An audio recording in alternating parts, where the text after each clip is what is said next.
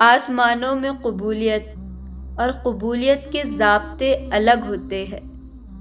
اکثر زمین والوں کے دھتکارے ہوئے آسمان والے کے لاڈلے ہوتے ہیں۔ اور میں جب سورہ یوسف سے گزرتی ہوں تو مجھے لگتا ہے کہ ہر خواب پورا ہو سکتا ہے، ہر بچھڑا مل سکتا ہے، ہر دعا پوری ہو سکتی ہے اور ہر منزل پائی جا سکتی ہے۔ مجھے رات بہت پسند ہے۔ رات ایک ایسی کیفیت لگتی ہے۔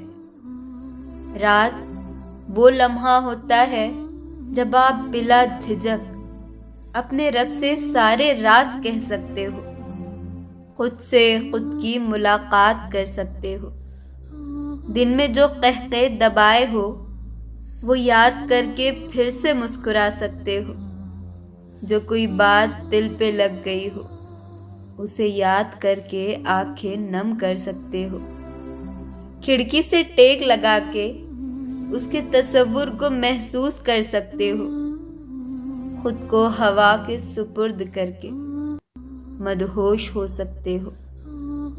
دل میں کوئی بوجھ ہو تو سجدے میں ہاتھ اٹھایا کرو اور آنسو کی صورت میں اس بوجھ کو ہلکا کر سکتے ہو۔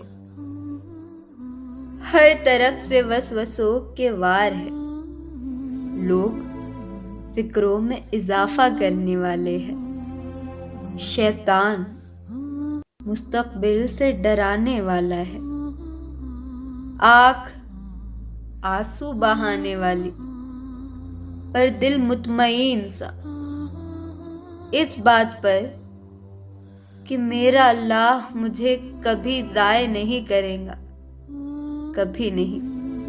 میں راضی ہوں ہر فیصلے پر، ہر حال میں،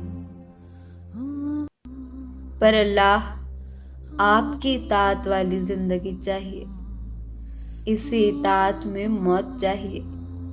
مجھے دنیا کی رنگینیوں میں نہیں کھونا، مجھے آپ کی محبت چاہیے۔ Thanks for watching. Do subscribe for more videos like this.